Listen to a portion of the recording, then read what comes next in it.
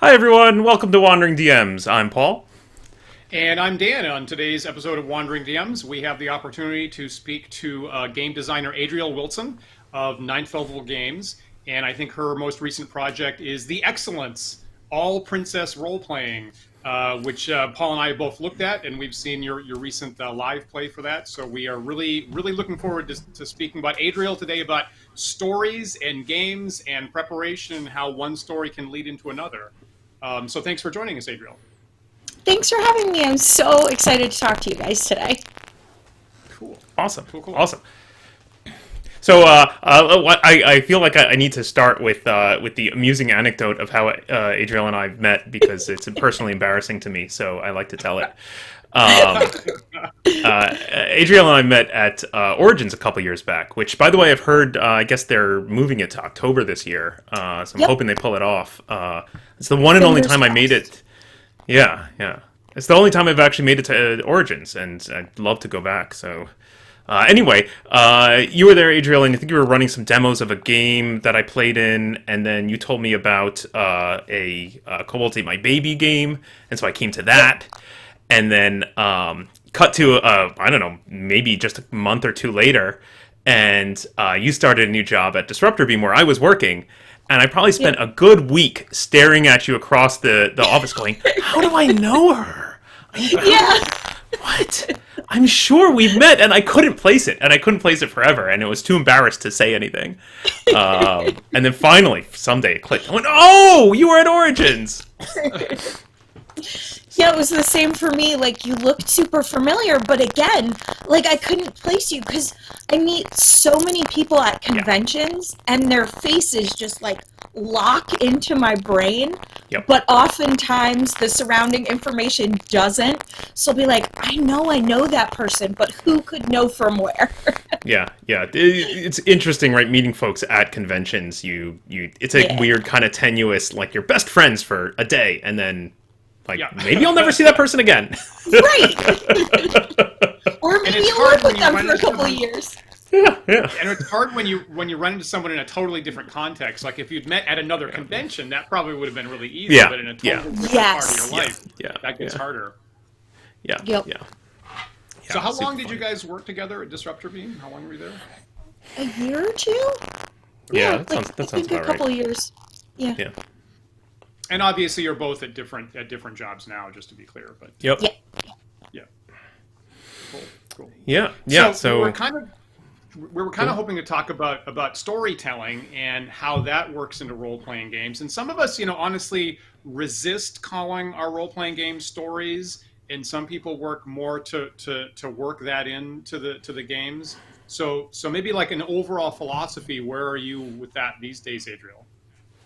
So the thing about role-playing games, right, is they're this, like, interesting hybrid between a narrative, like in a novel, and an open-world game, right? Like, theoretically, you could do literally anything, but you've got these constraints placed on you by the rules of the game, by your GM, and by the other players. And so there's this interesting liminal space where it's like you want there to be the opportunity for literally anything, but you also want to tell a cohesive story. And as a person who designs and writes games and who reads a lot, that's something I just spend a lot of time mulling over. I don't know that I have like a way of summarizing it, but it's cognizant, like it's like right at the front of my brain whenever I'm writing or running a game. Like, how much of this am I going to like do totally off the cuff in that like open space that could be anything, and how much of it am I going to try and focus to get my players from a point A to a point B, because I know that point B is what leads me to our next session. Hey, Adriel, I'm sorry, I'm going to cut you off here for a second, but so we're getting a lot of comments about the buzz coming from your mic, which we saw earlier. Can you just do me a favor and hit that refresh again? Because that seemed to work for us before, and I'm hoping that'll solve it. Thanks so much. Bear with us, everyone. Real quick, live stream, super fun. Fingers crossed. Go ahead, Adriel. Did that help? Yeah, you sound better to me. Absolutely. Phew. Okay. Absolutely. Okay, Cool. great. So Yeah, if it I'll, happens again, just let me know. yep, yeah, that fix seems to work. So yeah, we'll Cool. I'll butt in if you start buzzing again. Great. Awesome. And Cool. thanks for the poke in the chat confirming that, actually. So it is interesting because on the one hand, you want, in one of those, gaming sessions, you kind of want, as you were saying, Adriel, you kind of want a satisfying experience in that session, right? But at the same time, you do want it to lead into this longer campaign later on. So I think probably we've both, wrestled sometimes. Oh, there's that. With trying to find a satisfying conclusion to a particular session without cutting off opportunities in the future. Right. Have you found any particular strategies to find that balance well in your games? So one thing that I tried in the Excellence, and I think that it works, is that as a group, not just the GM is establishing what's going on in the game, right? Like, you get together, you create your characters, and then you answer a series of questions about the adventure you're about to have. So you decide together, who's the big bad? Who's supporting the big bad? Where do we want our episode to open? And where do we want our episode to end? And the thing that does for me when I'm running games, and hopefully for other folks when they are running themselves and playing, is that creates a really nice bookend to guide me and my players from point A to point B. And like, for me, it almost feels like kind of a safety net as a GM. I'm just like, okay, this could go anywhere, but I know that I have to get us to X before the end of the session. Gotcha. Now, I will admit that's very different from how, like, I run classic, right, old school D&D sessions. Is I have no idea where it's going to end up, and I kind of am at the mercy, right, of where the dice and where the players take us. And I certainly personally don't make any prediction about where we're going to land. But, sometimes we wind up in like a weird or awkward place, or the time is weird or something like that. So it's interesting for someone like yourself working in a more explicitly narrative space to hear about the struggle it can be to get to where your target is at the end of the session. So that's really interesting to hear about the tools that you use to get there. Yeah. So what are your players focused more on the goal of the session? Like, we want to destroy X monster or collect Y amount of treasure? Well, that's a really great question from someone that runs narrative games. I mean, classically D&D had a place. Like, what I can come to the table is I can provide a place. And which could be like a mega dungeon, and I was doing that for like about the last year and a half. And there can be rumors about treasures, and there can be rumors about magic items that might be in particular locations. And it is up to players to come up with what part of this world do we want to pursue and target for which of these rumors sounds like a good goal to us. So Yeah. so the way I've been doing it recently is I do try to seed rumors about things and places and objects, and it is the players to pursue what part of the world or what part of the mega dungeon. And going into it, I don't know myself where they're going to go, and they frequently surprise me. And so I get at least even though I'm the one bringing the location, bringing the set piece, I get as surprised as anyone about what goals they picked. That's awesome. Yeah. Yeah, I mean, I feel like this touches a bit on what we were talking about before the show about sort of improvisation and where it happens in the game, right? I'm kind of curious, actually, if this somewhat tends in one direction versus the other when we consider campaign play versus convention play, or any kind of one-off type play, right? Where in a campaign you expect this kind of ongoing, constant, like, we don't know where this is going to end up a month from now, a year from now, however long we play.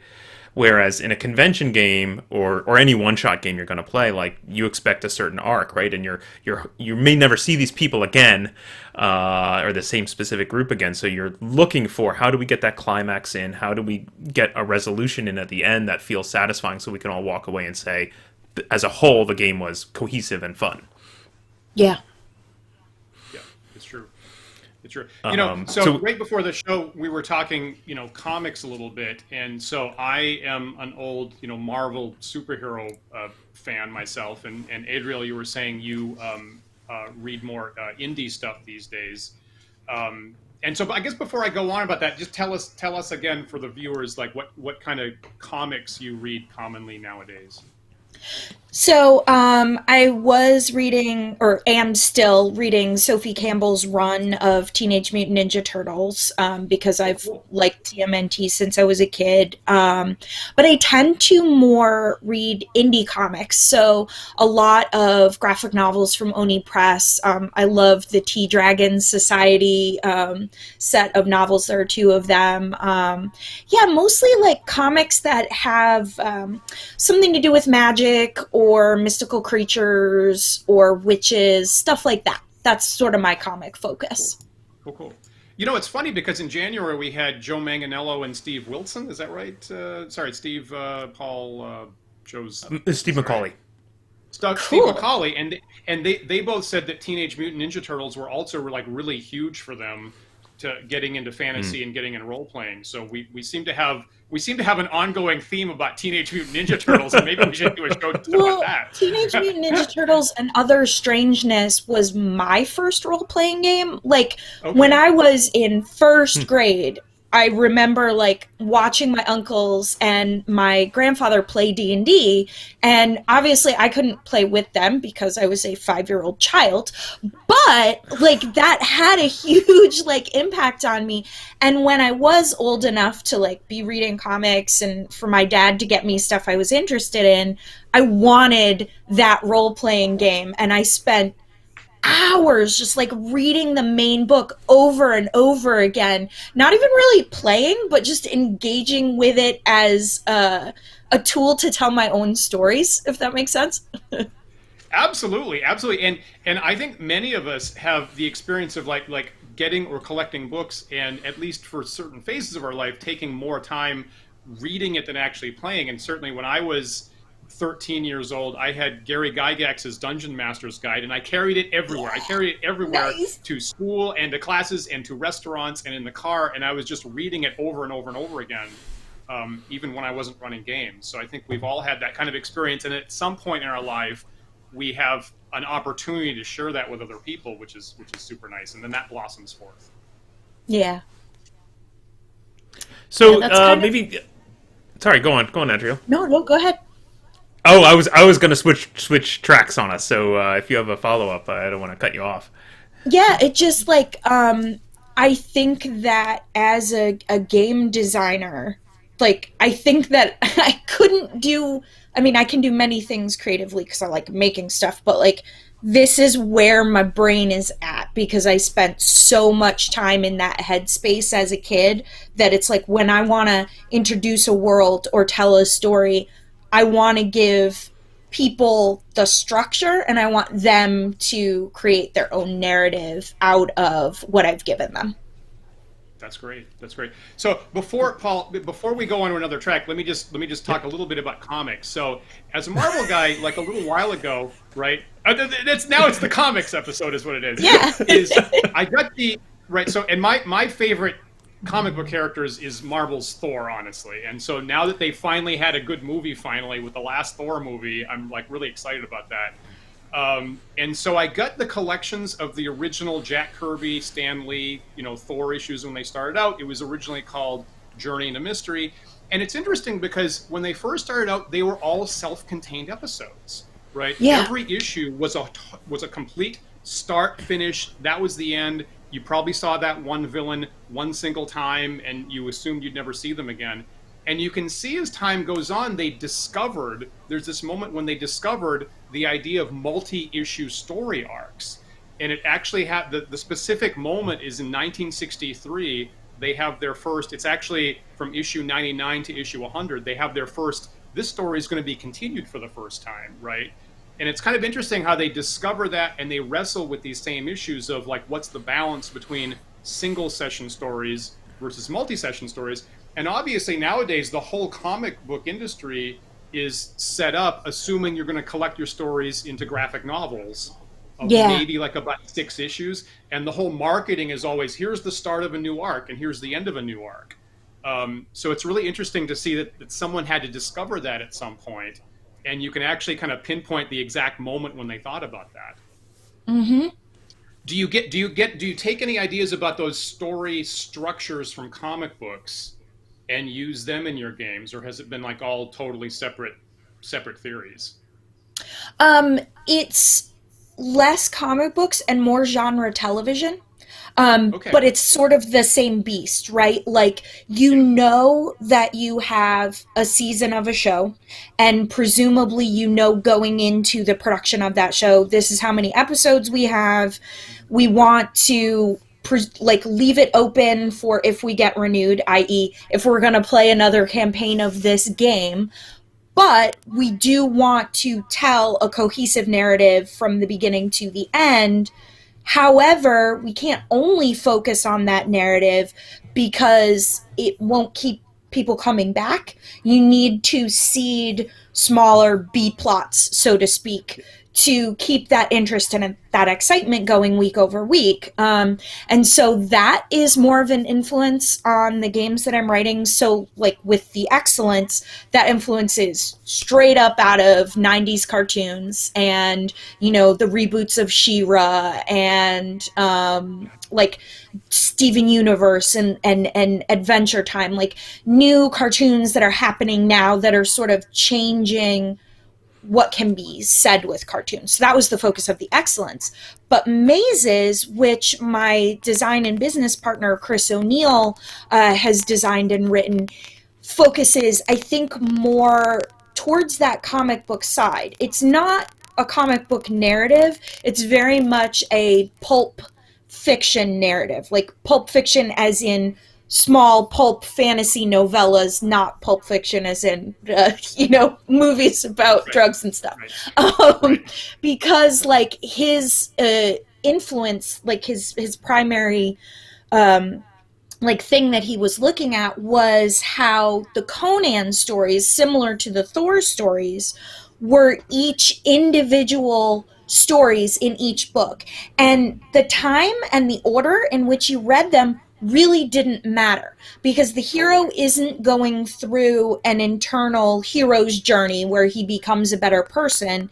He's a fully formed hero who can do all the things, and here's an adventure he's having. And so for 9th level games, like, that's super our narrative focus right now, is that novella style gameplay from Mazes, cartoon style gameplay from the Excellence, and then as we're writing more titles in the polymorph line, they are going to have more of that episode to episode but an entire season or series focus. Does that make sense? That was a long answer. You know, that's really coherent. That's actually really interesting to hear, as a matter of fact. Now, Paul, I know that you have been a big fan of some of the things she just mentioned there, like Adventure Time and Steve. Yeah, that's I was hoping to get back to that. So to go back to the Excellence, when I read the Excellence, the first thing that jumped into my head, of course, was Adventure Time. Like, I thought, oh, this feels like Adventure Time. And I think one of the interesting things about you know, cartoons like Adventure Time or Steven Universe is that even though that they are episodic, they are, I feel like, as say compared to cartoons I watched as a child in the 80s, that they are more bringing in these kind of overarching themes or larger scale plots where there are big unanswered questions and they're referencing earlier episodes and advancing, right, having actual like character advancement, which generally you didn't see when, like, you know, in like say a He-Man episode where they're just trying to sell toys. Yeah. Adriel, I'm going to ask you real quick to refresh again. You're starting to get a little bit of a crackle. Let's nip that one in the bud. Right. Great, thank you very much. I'm gonna vamp here for a second until Adriel's. Oh, that's super fast. Okay, that's great. So yeah, you're good. You're good. Good. So I guess I'm curious, like, what you know, did you think about that at all when you were writing the Excellence? Where did you, or what kind of elements did you put into the game where you were thinking about more episodic or like one-off games versus, you know, adding in those hooks for long, progressive story plots that maybe, I presume maybe you don't know the full arc of in advance, or maybe you do. I don't know. What do you expect for that? So with the excellence, Chris and I were both initially like, we want to play in the world of Adventure Time. Mm-hmm. And there are a number of ways a person could do that. But because we are game designers and writers, we're like, well, clearly we'll just make up our own game. That's the way to get what we want. So it was huge inspiration there. So it's awesome that you picked up on that. And with regard to that sort of that setup and the decision to focus on episodes versus long campaigns, that mostly came out of the fact that I spend a lot of my gaming time at conventions, right? So a lot of the games I play are convention games. And I wanted to be able to get into something immediately without needing to have that long-term commitment or someone saying, I am going to GM this for forever, right? Like, I wanted something that was quick, easy to pick up, accessible to everyone, and that you could get a real good, fun adventure from just like an hour to 3 hours of gameplay. However, I think we probably went a little light on how a campaign could work in the book, and probably were we to revisit it, I would expand on that a little bit. But we have a lot of products coming down the pipe for Polymorph, which is the system the Excellence in Mazes is based on, which is a 1 die per player system. And with that, I think that we're going to be able to expand a little bit more. So like with Mazes, we did Zine Quest last year for the first 4 issues. And with Zine Quest this year, we set it up to do a 5-zine over the course of the year, like publishing cycle for the next product in Mazes. And what those books are going to do are going to expand further on the world of Mazes, give players more options, and focus a little bit on if you want to run a long-term campaign. And once that work is done, that's going to feed back into what we're calling right now the Polymorph Construction Kit, which is a product we're putting together that, like, you, the player, and your group get the skeleton of Polymorph and what the underlying rules are, and you get to fill in what your game's going to be about. And we were only able to do it once because, unfortunately, we're all sheltering in place like we're supposed to. But we had this idea, and we did it at a couple cons last year, and we'll bring it back once cons get going again, where everybody in the room creates a polymorph game together. They play the game, we lay it out and print it, and then you can purchase a copy to take home with you of this game that you just made together and played. That's pretty clever. That's pretty neat. Yeah. I mean, that kind of collaborative world building, I think, is very interesting. I've definitely played campaigns like that in the past, where we start with fairly bare bones and sit down and try to collaboratively world build up front. It's not always easy, but you can come up with some really interesting stuff. Sorry. So for the let me go back to the excellence again. So one of the funny things I found. Sorry, I'm gonna keep dragging us back there, but one of the amusing things I think there, right, is that drawing this reference to Adventure Time, and it's and I know I've heard the stories about how Adventure Time itself was inspired by a D&D game run by the creators. So it's this lovely, like, Aurora feedback loop. Thank you. Yeah. Can never remember the name of that snake. Okay. Ouroboros. Ouroboros. Yeah. There you go. Thank you. I think it is. I haven't gotten a chance to sit down and play it yet, but I'm actually, there are certain convention games that I love to play for that expectation of an arc within a single session.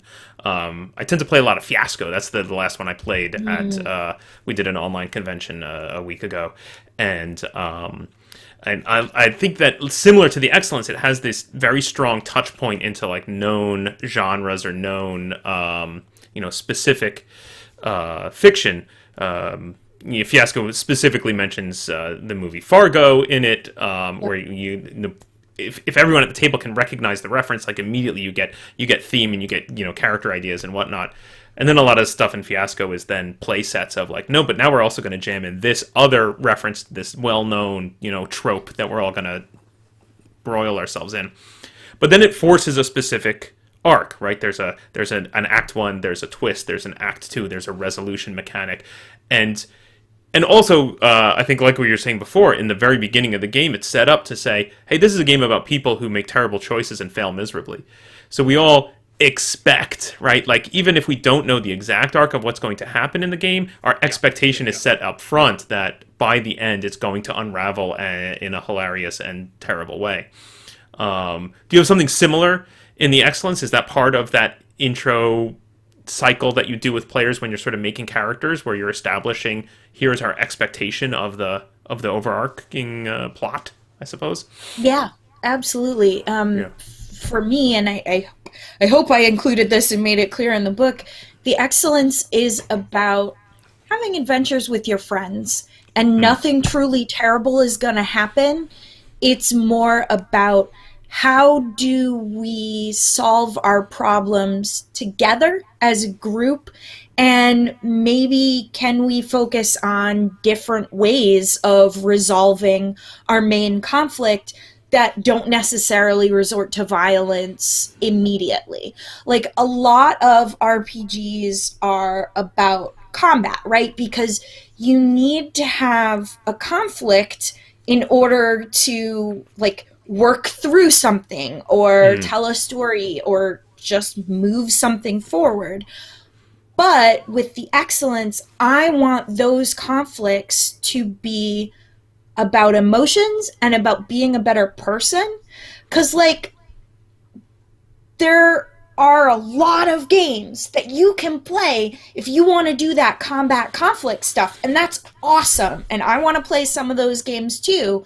But there's a space for more games where that conflict is something gentler and more a thing we could encounter every day, right? Like every day I'm not gonna fight an orc and either die or kill the orc, but every day I do need to be kind to others with my words and, obey basic rules that help us live together as a society, like that kind of thing. And that's really where I wanted to go with the Excellence, but in a really fun cartoon package, because nobody wants moral lessons handed down to them in like vegetable format, the funny thing is, it reminds me a lot, honestly, of the sessions I'm running these days of a stream show I put on called 10 Dead Rats, which is actually thematically the polar opposite. We're playing in the Warhammer world, which is grim and perilous, and the players are going to just constantly fail and get beat on. But that said, again, it's drawing focus away from those mechanics of heavy combats and whatnot, because they know they can't possibly survive. They know they're in over their heads all the time. And so the games becomes much more focused on, how do we get out of this? How do we be clever and find other routes around, and also spend more time reacting to each other, to the environment, and spending more of just the actual play hours in those sort of in-between moments, right, of talking to each other and dealing with the situation at hand, and possibly then laying plans for what to do about it in the future.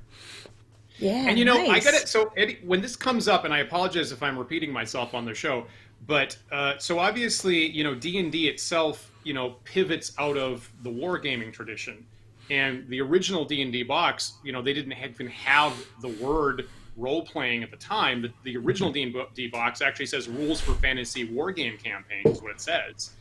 And so there's this story of when Dave Wesley was running his what we now know as Bronstein Games, whatever this was, around 1970, and he set up a war game at a convention, and he had 10 people show up to run the different parts of the war game campaign, and then they actually spent the entire session semi-accidentally just talking to each other, and no war game occurred. Right, and he walked away, and he's like, "I set up this whole actual miniature war game, and it never happened."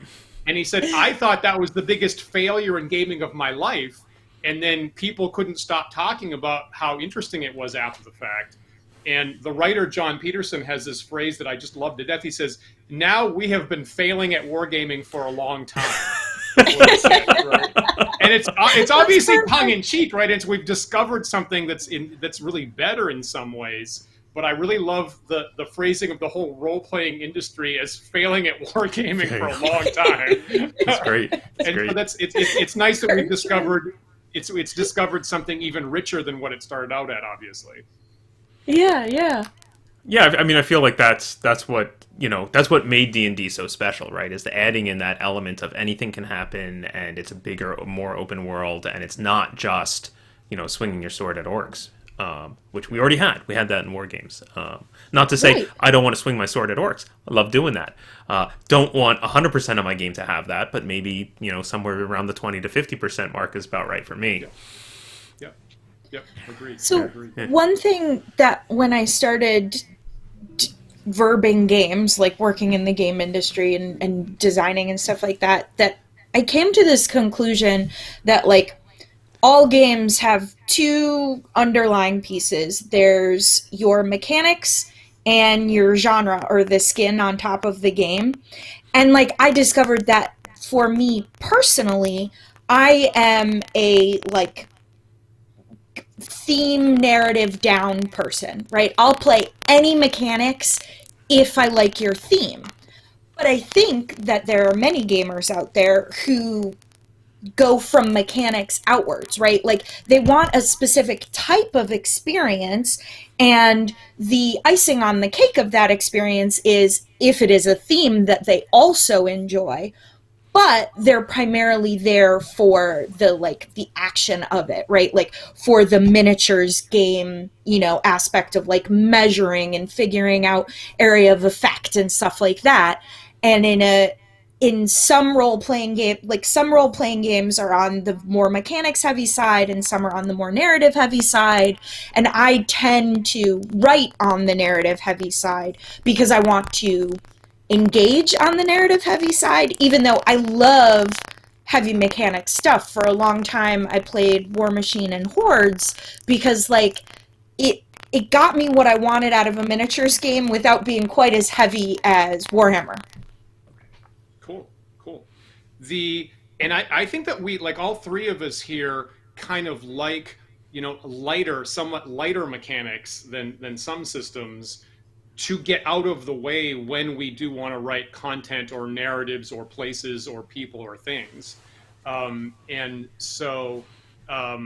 it's funny because, just last night I was on our channel, I was running because I have a lightweight war game system called Book of War that I was actually just running on the channel last night with my partner Isabel here, and it only took an hour, right? And it got done within 59 minutes, and at the end I was like, well, in Warhammer that would have been 3 or 4 or 5 hours. And this whole thing just wraps up in an hour, and that was less content than I expected. So I think that for many of us that are designers and writers, and I think a lot of people, even if they're writing, even if they're publishing for 5th edition, a lot of, maybe older designers, they write an adventure and original first because it's lightweight, and then they do this conversion process. Yes. Those heavyweight rule systems really get in the way when you're actually trying to write or design something. Real quick, Adriel, there's a joke going on in the chat that maybe your mic's on about a 15-minute timer. So why don't you go ahead and hit that refresh button for us again, and we'll trundle on. Excellent. Okay. Excellent. Better? Great. Yeah, I don't know what's going. It's super weird. I don't know why super that's weird. happening. Yeah, very strange. But at least we have a workaround. We do, which is nice. We have an alert in the chat. Right. I plugged my mic into a USB hub, which is what's going into my laptop, and maybe there's something there that's not Could be. connecting Maybe it's just well. not quite getting enough power or something. And Yeah. Like a buffer filling up or something, maybe. Okay. So we've okay. Well, I'm gonna switch if that's okay, Paul. Yeah. Is that Okay. Go for it. Go for it. We've been talking about all this light, touchy, feely feelers with the narratives, but now it's time to talk about mechanics and math. So when I read the Excellence, right, I was really surprised and really impressed by your dice mechanic. It's unlike anything I've ever seen. And as you can see on the polymorph logo that's on screen now, right, the whole, as you said, every player gets exactly one die. That's the end of it. And you've got a D4, 6, 8, and 10 in the game.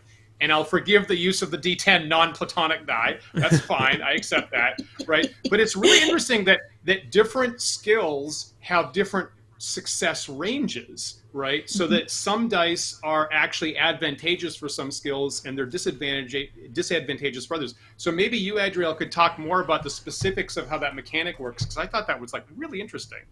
Yeah, absolutely. So, credit where credit is due, this mechanic is all Chris. Like, he has been working on the polymorph mechanics for years. And I played, so where the Excellence, like, actually sprung from is, we have this convention every year called NotCon, and it's where, like, about 35 of us get together. We rent a house. House has an indoor pool. We spend the better part of a week playing games, eating food, and just hanging out.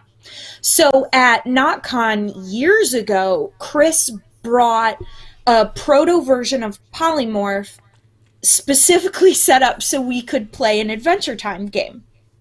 And we played through it. It was awesome. I immediately was like, I love this. This is all I want to do with role-playing because I can grok it really quickly.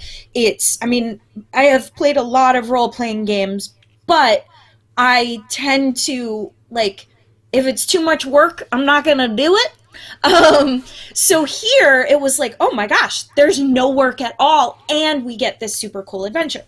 So Chris spent a lot of time refining that, and in early versions of Polymorph, so we were initially working on the Excellence and a game called Good Dogs, which is about dogs in the Chernobyl exclusion zone fighting Cthulhu-type horrors. So nice! Oh, God!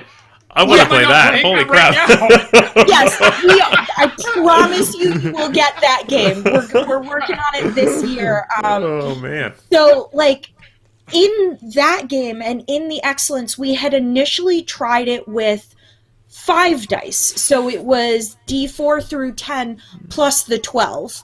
And we found that mechanically the 12 just didn't function as well as the other dice.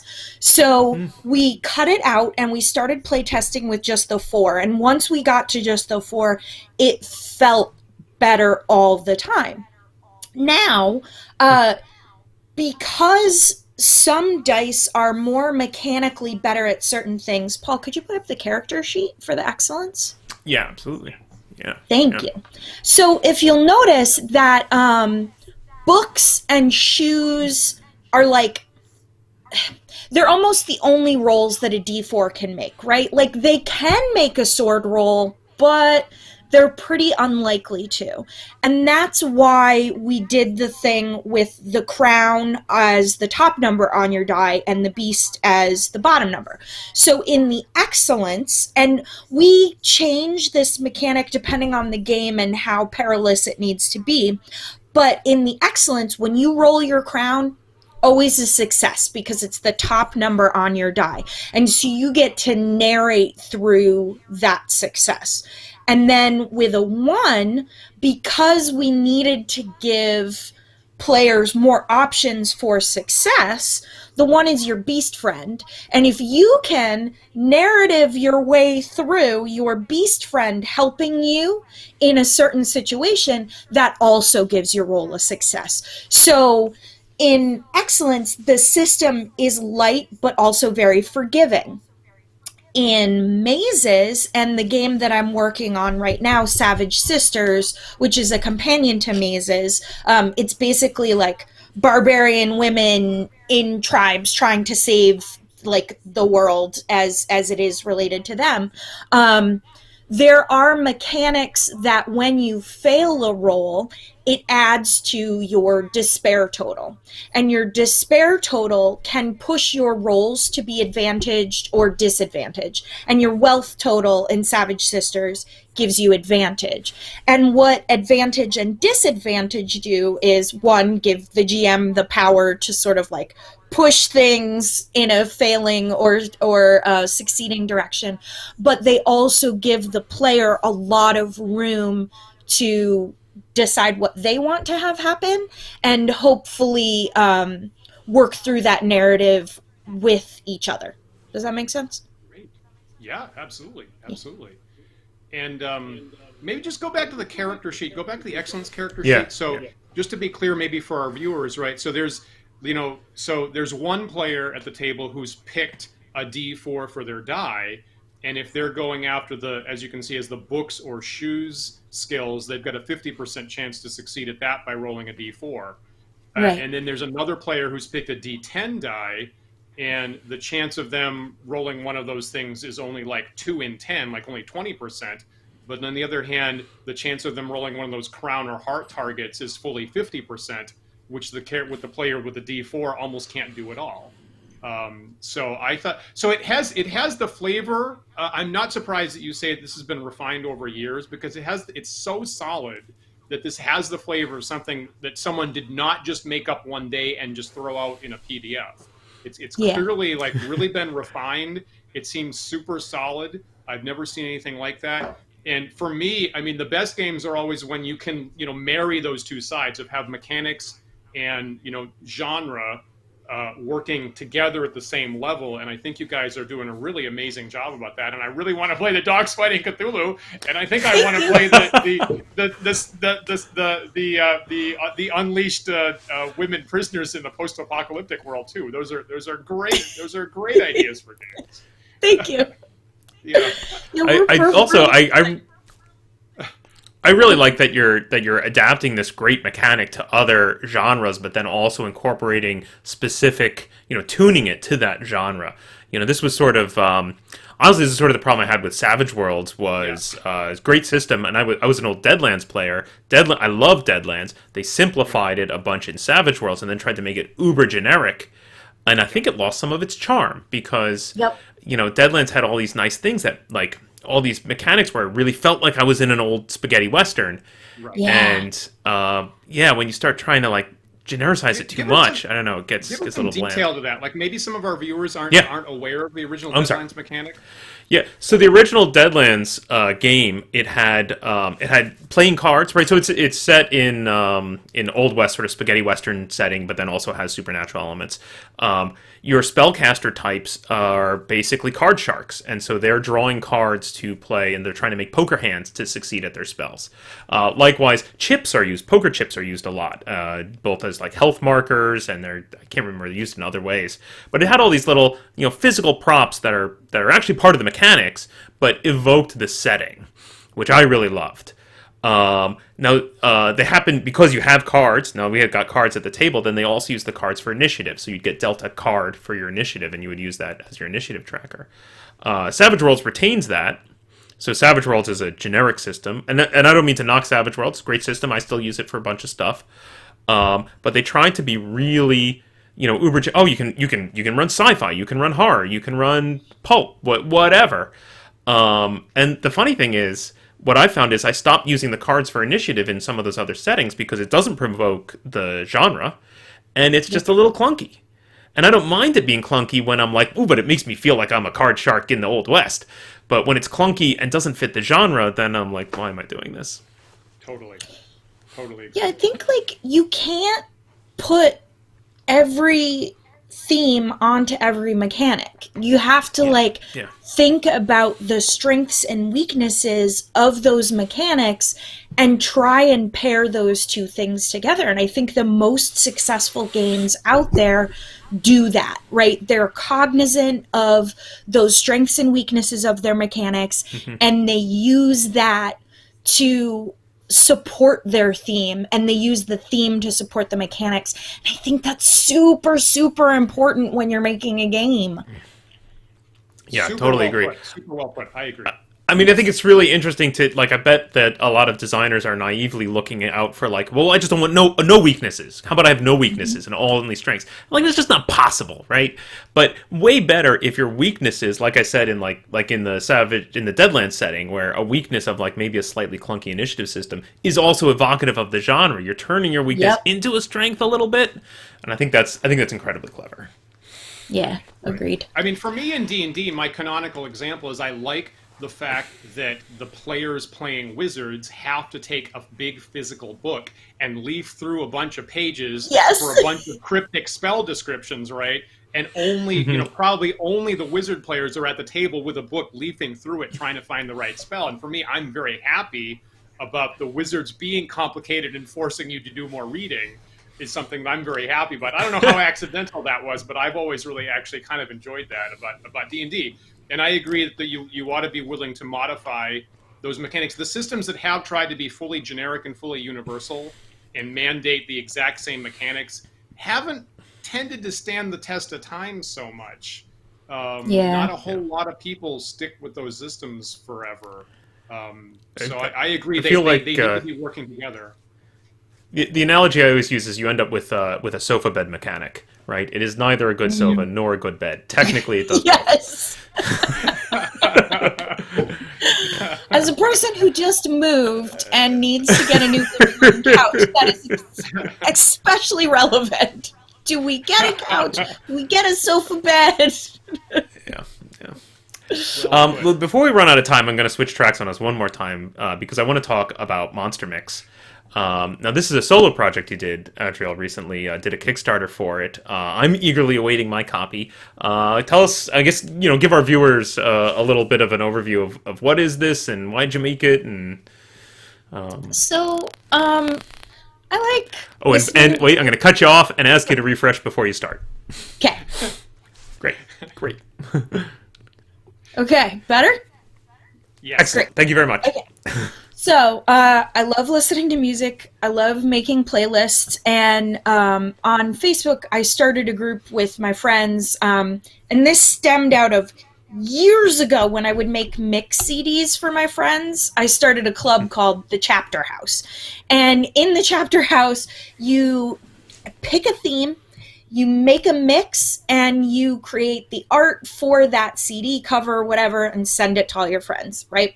And then in the era of streaming, I'm like, cool, let's just use Spotify for this. So I created a Facebook group, and I would give people a theme every month that they needed to fulfill with their mix. And I realized at some point that, like, I thought that was a really neat mechanic, and that things change when you give someone a playlist, right? With whatever your intention is. Like, when we're teenagers and we're trying to tell someone we have a crush on them, and we make them this epic playlist that's like, oh, this is my heart, I'm reaching out to you, without actually saying those words. For 200 word RPG this year, I wasn't going to do anything. And then at the last minute, I was like, you know what the heck? I'll write a playlist game. So I wrote a game where each player answers a series of questions. And some of the questions you answer with the other player. It's a 2-player game. And then you make a playlist. You listen to those playlists, and then you get back together and you answer some more questions together. So it's sort of like a storytelling game, because it's not like there's any mechanics that will get you from, like, adventure point A to adventure point B, but the adventure is all sort of internal. And I did that 200-word RPG, and then Zine Quest came around, and for some reason I was just like, I need to make something, and I need to make it from scratch. I need to come up with the idea, and I need to also manufacture the physical product. What's good for that? Zines. So for Zine Quest, I decided to expand on that 200-word RPG, and I decided to make it monster themed. So the goal of the game is each player selects what kind of monster they are, and there'll be a chart you can roll on if you don't want to choose yourself. And I'll have a brief description. And then you answer some questions collectively with the other player about, like, the time period that you're set in. Is it modern? Is it, like, are you adults? Are you kids? Like, what's your age range? That kind of thing. Then you make your playlist. And the goal of your playlist is for the other player to listen to it and be able to figure out what kind of monster you are. So once you've made your playlist, you've shared them with each other, you listen, and then you come back together and you have a conversation. And you also talk about, like, oh, knowing that my friend's a werewolf, does that change how I feel about them? And so it just sort of was like a way to talk about heavy things where we're talking about ourselves and our feelings, but in a sort of light, one step removed from ourselves activity. And then I needed stretch goals, so I was like, well, what do I like to do? I like to cook and make things, so I'll share some things I like to cook and make with people.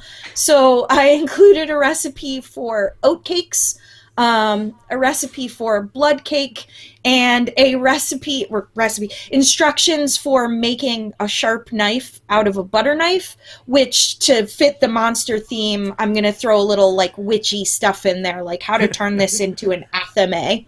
So, That's yeah. awesome. Yeah. Sort of a weird, eclectic product that I was like, I just want to make it. It's super neat, and it jumped out at me for a couple of reasons. One is, certainly I had a friend in high school where we did this a lot of trading mixes. That's definitely a thing that I'm used to. So that sort of struck home for me. But then the other thing is just recently, I mean, the fact that it's a two-player game, that it has almost this somewhat asynchronous nature where we're going to play a little bit, then I'm going to go back, and I'm going to make this mix and whatnot, and then I'm going to come back. It strikes me actually as a really great game for the situation we're in right now. Many of us are trapped in a house with maybe only one other person, or would like a game that doesn't require a lot of logistics to set up. If I just know one person I can connect with, and we're going to do this, and maybe even do some of it over email or whatnot, or something more asynchronous, and then have a video call at the end or something to do the wrap up. It's super great. So I'm anxious. I hope they're coming out soon, because I'm anxious to read it. It's, so I think I said on Kickstarter that it would ship in August, but I'm hoping I can do it earlier than that, because now that I have lots of time on my hands, I have plenty of time to work on layout and printing it myself, because part of the Kickstarter was like, I'm either going to get it printed by a local printer who did mazes for us, who we know that their product is amazing, but they are currently shut down. So I'm like, well, I'm going to be even more hands-on, and I'm going to print the paper myself and bind it. So it's going to be great. That's awesome. Cool. That's cool. fantastic. Thanks. Paul in the past has bound certain products, and I got one thing from him, and it is the single most precious and valuable gaming anything that I ever received. So when someone does get that that artisanal, handcrafted touch, it really puts it over the top. I hope so. Thank you. Yeah, artifacts are such a huge thing in gaming that we don't talk about a lot. Like, it's like any hobby that you have, right? Like, if you collect records and you have, like, oh, I've got this first pressing signed by the band. But, like, for role-playing, those artifacts are very different, and the meaning that comes from them is almost more about the meaning that the owner assigns, as opposed to any outside material value. And I think that's so cool. Totally, and I was going to say the same thing. My friends in music, the LP resurgence in the last couple of years has become a huge thing. Is they want the big artifact, and they want their band's new music on that. Yeah. And LP sales have been increasing a lot. Weirdly, the last 5 or 6 years, so that people have something they can display in their living room as like, this is part of my identity.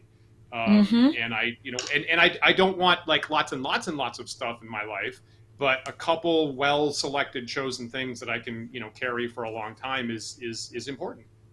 Yep. I agree. Yeah, probably the only audio cassettes still in a closet somewhere for me are those mixtapes that were given to me as a younger person, right? Like anything that was manufactured at this point, I can get that music somewhere else, but right, the handcraftedness of it being a mix that was intentionally chosen, like, no, I have to retain that. Because that's like that's so meaningful. That's someone making those choices of something they wanted to share with you specifically. Like, you can't beat that. Yeah. And we have like in our house we have a couple greeting cards, right? So we like many greeting cards have come through the house, and if they're manufactured, they have come and they've gone. But things that have been handmade, we tend to hang on to for a longer amount of time, and that's the signal that someone really is interested in you as a person. Yeah. All right, well, we're about running out of time, so let me. We've been trying to give us a final thoughts question, and gosh, we've been so far all over the map, from comics to plot to handcrafted artifacts. Adriel, any final thoughts on any of those topics? Anything that you were hoping we would get to that we haven't, that you want us to talk about? I think we covered most of what I wanted to talk about, and I just want to say thank you so much for having me on your show to talk about this stuff, because it's been really fun. Awesome. Well, that's certainly our goal. If anything, we started this show just so that we could talk to each other more frequently, right? And then I guess other people can watch. That's fine. Yeah. That's it. I mean, we feel really honored to have you on, and we feel lucky to have had you today, Adriel. So thank you so much for joining us. This was great. Yeah. Dan, any closing thoughts on any of our topics? It's been such a pleasure today, and I really like the point of having, I think all of us agree, having, narrative genre stuff work cooperatively with your mechanical stuff. And I think that's a really important point, that the best possible situation is have those things pulling in the same direction. And I think that's a really important thing to try to get to happen. Yeah. I feel like that was huge. So remember that. So Paul, do you have anything else? No, we're good. Go on, Dan. I sense you're wrapping us up. Give us the wrap up. We are wrapping up. Yes, I'm going to wrap up. So thank you to the viewers today. Actually, there's a lot of chat that we didn't get to, so I'm going to have to go back and actually read all that chat and see if there's any comments that I missed. So thank you for that. And remember that anybody that's new today, you can like and you can follow and you can subscribe to us on YouTube and Twitter and Twitch by the handle Wandering DMs on all of those locations. And our show is also available on audio-only format if you prefer to watch the show that way or listen to the show that way. Please visit us on our website at wanderingdms.com. You can also find that on various podcast carriers such as iTunes and Google Podcasts. And if you are listening to our show on one of those carriers, please take a moment to rate and review us. It helps us a lot. That's so true. Thanks again to Adriel Wilson today, and please look for her stuff with 9th level games and the polymorph systems such as the Excellence and Mazes. Really, really top-notch stuff there that they've worked on that really shows the mark of that's been refined really well. Thanks again to all of our patrons who make this show possible. We could not do this at this time without you. If you'd like to join them in supporting our show, please do visit patreon.com/wanderingdms. And don't forget that we are live with the chat show every Sunday at 1 p.m. Eastern Time. We currently have 3 other shows per week, so watch for the Paul and Dan solo play show Tuesday night, look for 10 Dead Rats Thursday night, and look for Book of War Episode 3 next Saturday. But we'll be back next Sunday with the chat show at 1 p.m. Eastern Time for another thought-provoking discussion. We'll see you then.